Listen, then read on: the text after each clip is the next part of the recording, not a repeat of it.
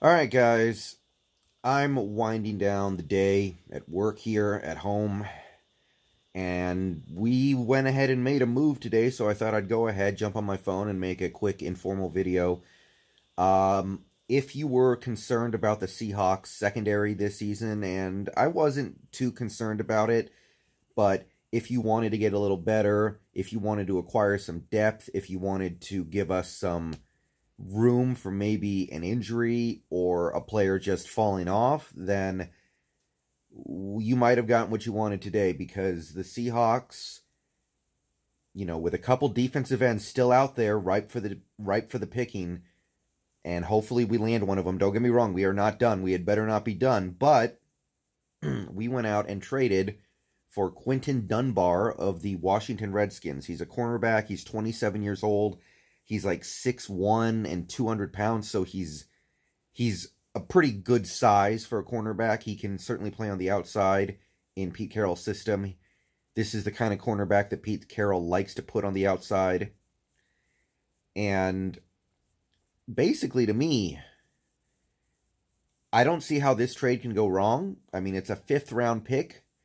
We would probably have spent a 5th-round pick on a cornerback in the draft if we didn't make this trade. Or, 4th round, 5th round, 6th round, somewhere around there. We're getting a guy who, by all reasonable measures, seems to at least be good. Pro Football Focus loves him, I know that.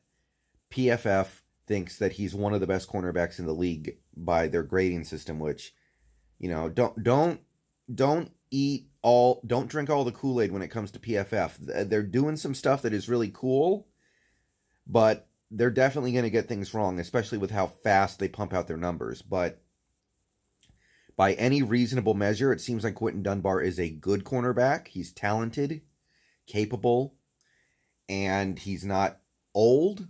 He seems like he should be in his athletic prime. The only concern with Quinton Dunbar is he's injury prone. He is. He's missed a lot of time the last 2 seasons. I think he's played in a total of 19 of 32 possible games the last 2 seasons. So, right away, as we make this trade, I can say we probably can't count on Quinton Dunbar to give us any more than, 12 games next year. If we get to 12 games, we'd probably be really happy with that. But we now have Griffin and Dunbar on the outsides. They're the 2 outside cornerbacks. And that seems solid to me. Ugo Amadi in the nickel. Hopefully he's ready. Hopefully the team thinks he's ready. And then you have Trey Flowers probably coming off the bench, and he'll be ready to plug in when inevitably Dunbar gets hurt, or maybe if something happens to Griffin, Flowers can swing in because he's got some experience and he's not a bad player. I'm telling you guys. I still like Trey Flowers, but I like bringing in depth. I like bringing in competition. I like bringing in just somebody to give us a little bit of security, right? Like, what if I'm wrong about Trey Flowers and he just never gets any better? Now we got a veteran who has proven on another team that he can play really well. So, 5th-round pick, not a significant asset at all. I like the trade. If there was any thought in our minds of needing to address cornerback this offseason, I think that's gone. The secondary is now completely shored up, in my view. I don't think we need to spend any draft picks or any more free agency dollars on this. Let's bring a couple of defensive ends in. Let's get the pass rush sorted out. And I think the roster is in pretty good shape. All right, so final verdict. Really good trade. Seems like we got a steal. Seems like Washington just kind of had to get rid of him because he wanted to get traded. And, yeah. That's what I got. All right, I'll stream tonight. We can talk about this if you want to, but I like this.